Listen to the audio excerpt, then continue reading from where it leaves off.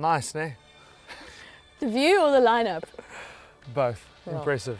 We are in Knysna, not Knysna, Knysna for the Knysna Hillclimb, sponsored by Renault, and they've brought a whole bevy of their new sporty models, which we are looking forward to driving.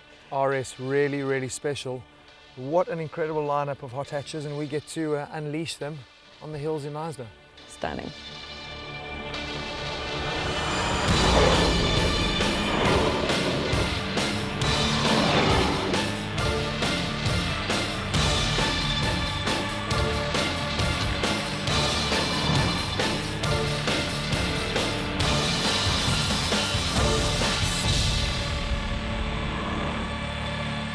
The second running of the Knysna Hillclimb took place in late October in the ordinarily peaceful lagoon town. Despite the nasty weather, hundreds of spectators came to witness vehicles of all shapes, sizes and ages do the 1.9-kilometre sprint up the hill near Simola Country Estate. This year there were around 150 entries, a huge jump from last year's 47, proving that even though in its early stages, the Knysna Hillclimb is on its way to becoming one of South Africa's premier motoring events. It's always evolving in terms of how we choose the entrance. Last year, obviously everybody who came. This year we gave last year's entrance a guaranteed entry as a thank you for supporting us in year one. And then there were a couple of drivers like Ian Schechter and so on that we obviously wanted to be a part of it. But we had so many entries that we had to have a pre-qualifying yesterday. So we had 50 pre-qualifiers yesterday, which we reduced down to 24. And we're running 90 cars today.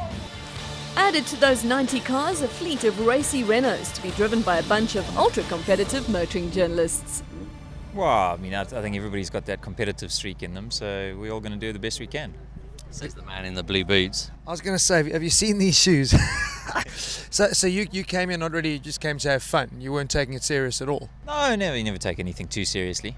Don't take life too seriously, nobody gets out alive. Have a look. I mean, how can you say you didn't take it seriously? I mean, I know Thomas brought his helmet, you brought your shoes. What did you bring, Mark? I brought also brought my shoes, I brought my gloves. It's very serious. Okay, so between the Marks and Marks, who's going to win this one? Me? Please. First up for the journos qualifying rounds on the Hillclimb was the Twingo RS Gordini. Now, although I didn't get to take part in the media challenge, Marius had dibs on that, I did get to have some fun with it on the sweeping hills around Knysna. It's a great drive with a punchy 1.6-litre engine that puts out 98 kilowatts and 160 newton-meters of torque, shunting it to 100 in 8.7 seconds. Yes, those figures do sound familiar, as it's exactly what you get in the RS Twingo. This racy little number is not too much different under the skin, with the same sport chassis and suspension as the RS, but its 17 inches and lower profile tyres make it an even better handler. It still feels a little cheap on the inside, made worse by the decision to add in blue leather on the interior. Nevertheless, a fitting tribute to the Gordini name and a car that provided excellent practice rounds for the journalists on the Hillclimb.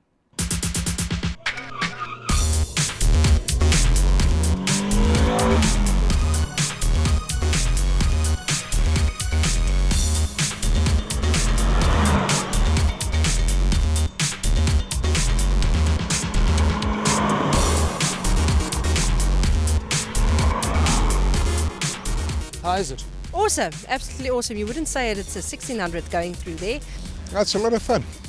It's pretty much straight lining most of the corners in this little car. I'm sure it'll get a bit hairier as we get into the faster cars, you know. And is there a shake happening yet, the adrenaline pumping? Yeah, no, I get wired like the night before. Because I know, I mean, like, there's always the big thing with Egmont Sippel as well. Yeah. It's the first time he's actually been involved in anything that's like a motorsporting event. Yeah. So he must be a bit nervous.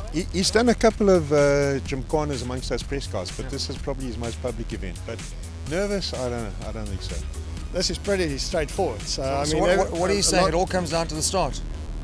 Might, yeah. Too much wheel spin, you might lose her. No, with the Twingo, when you go up here, I mean, it's basically flat all the way, and all you have to worry about is what gear you're in. Speedy mama, eh? Speedy Mama. Well, we're going to have a look at the end and make sure your time is up there. Speedy Mama right at the top. I hope so. Let's see. No, but I know there's hardcore ex-racing guys here, so we'll see what happens. Oh, you'll definitely beat the two other chicks, Mark and Mark. You'll pump them easily. They're useless.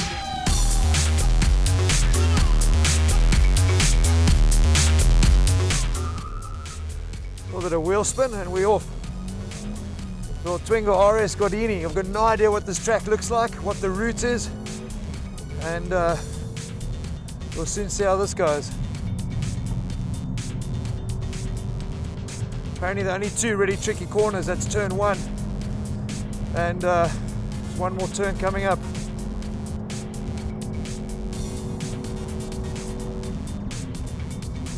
Apparently this is the one that gets tighter on you.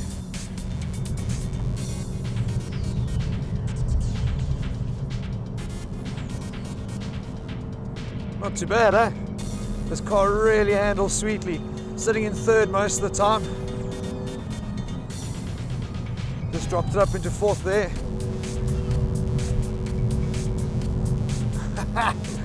What a jaw. These are kind of pretty fast sweeps now.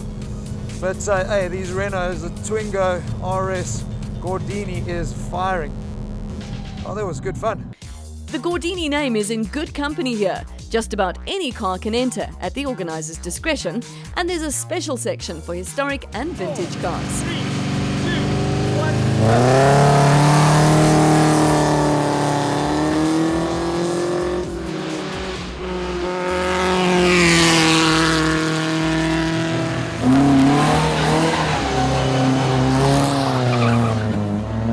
I think the nicest car is the Porsche 956 of France Pretorius. A really special car, lots of history, very valuable car. The Lola T70, also even older Lamar car, very, very special. And then obviously the new cars, we've got Ferrari F430 race cars, a lot of Nissan GTRs. I think that's one of the nice things about this event, it caters for everybody, from old, new, modern, the whole bang shoot.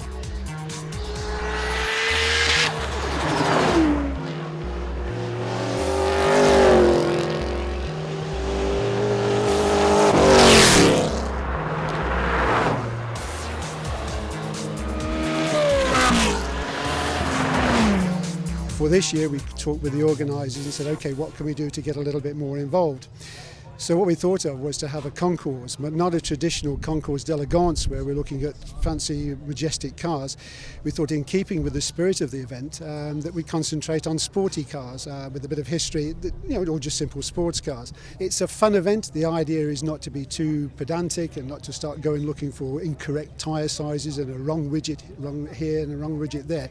It's essentially just have a bit of fun to sort of have a look at the cars and to sort of say what really grabs you.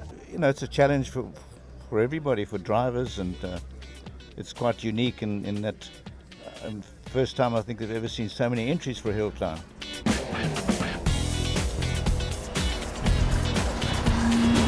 I'm driving a Ford GT40 Recreation, ex-Le Mans 24-hour 1966 car. Okay, and how's the Hillclimb going so far? It's great. The second year I've done it, it's great. It's exciting. It's a little bit dirty, so the car slides around a bit. The drive is a bit rusty, but it's coming together. This is the original Tony Viana car from the 1986 Scenic Coupe Championship. Completely rebuilt and it's going well. Because I'm a racing driver and usually we have more laps than this, Done like 70 seconds in a day instead of 25 or 25 minutes. I think it's a challenge and you got to keep your head. One mistake and it's game over. There's no room for error and there's no runoff area. So it's touch and go. You got to balance.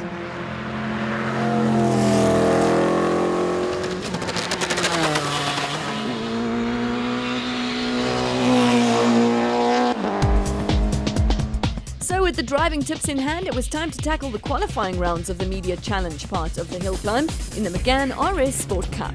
This turbocharged beast dumps out 184 kilowatts and adds a limited slip diff over the sport chassis.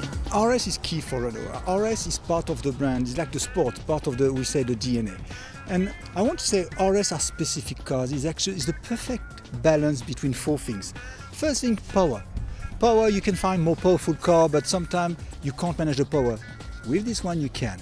Style, you can find some luxury car, but sometimes they are overstated and overshowing. This one is a perfect fit. Okay. Handling, the car is not too stiff. It's a perfect handling. You can have the control. You can enjoy the car. Okay. And price, of course, you've got cars that are more expensive, but to have a car with this power, this handling, this touch, the thrill for the buck, for this price, you can't get. So that's matching perfectly what Renault is about.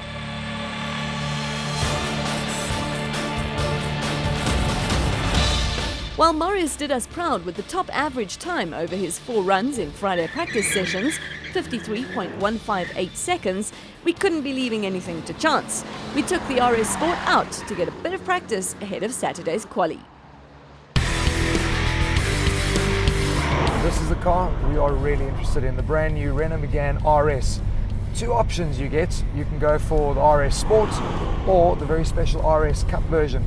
What's the biggest difference? Well, not in power. Power is exactly the same on both of them. And for all you R26 lovers, you're going to be happy to know that yes, it has got way more grunt. From 169 in the old model, it's now up to 184 kilowatts, doing 0 to 106.1 seconds. That is absolutely blistering. So you might find yourself wondering if with that increase in kilowatts, you're going to find yourself torque steering your way down the highway. You're not. What Renault has is what they call a Performer Hub system, which is very similar to what Ford Focus RS has in terms of the Revo knuckle.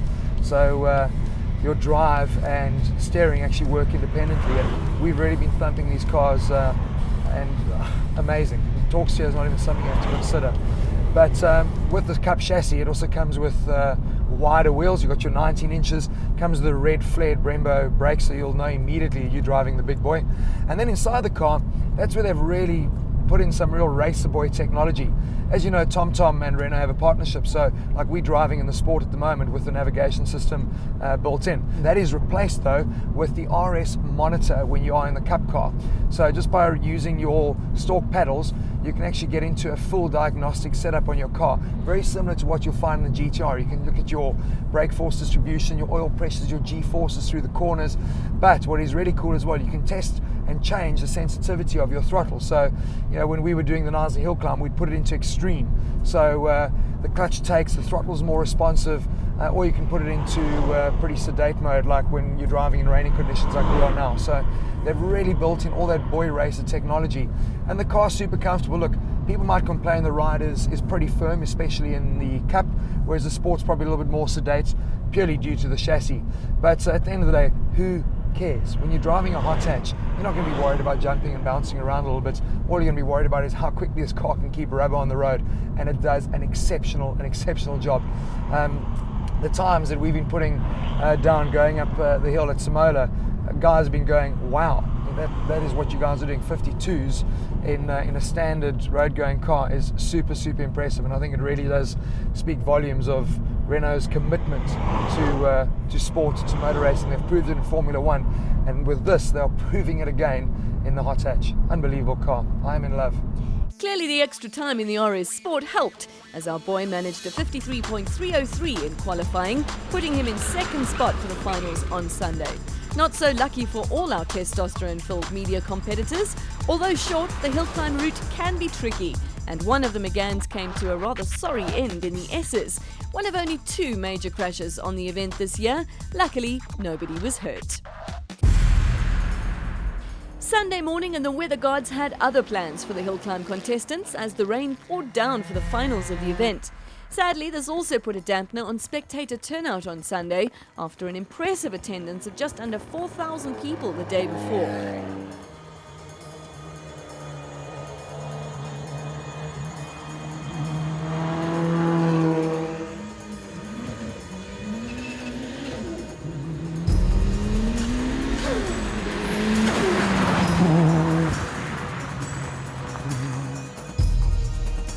Jeff Mortimer in his Mitsubishi Evo 9 came out top of the pile with the fastest time of 50.637 seconds, just a hair's breadth away from the second-placed GTR of Wilhelm Bard.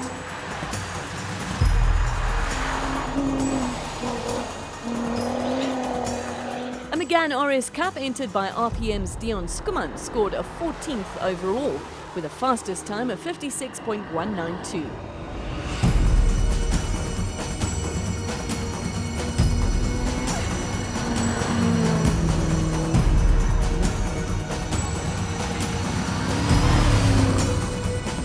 On the media challenge side, reports Egmont Sippel scored the fastest time with a 55.150 in the finals on Sunday, but it was a young Eddie Alberts from Extreme Car and Leisure who came out tops with a best average time of 55.942 over the 2 runs.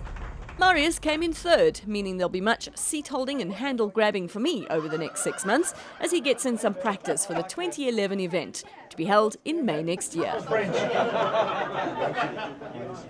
We want to build this into a week-long speed festival, the number of different motoring events, and yeah, just to fill up town, bring people to the area. I'm going to try something new. I'm going to try and be controversial for a change.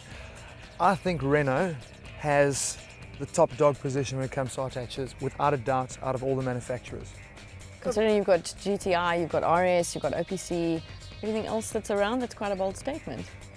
It is, but I mean, if you look at what we've got here, Twingo, Clio, Megane. So every level of boy racer or girl racer, I guess, is appealed to. So across the range, they are the hottest of the hottest in every one of their classes. You know what? I'm going to agree with you, because I think every one of these cars is worth what you're paying for it, because they're just so sporty. They are great drives. You're so quiet. Aren't you going to say anything? I've said what I need to say. The best. Speechless. It's a first. Doesn't happen often. Take advantage.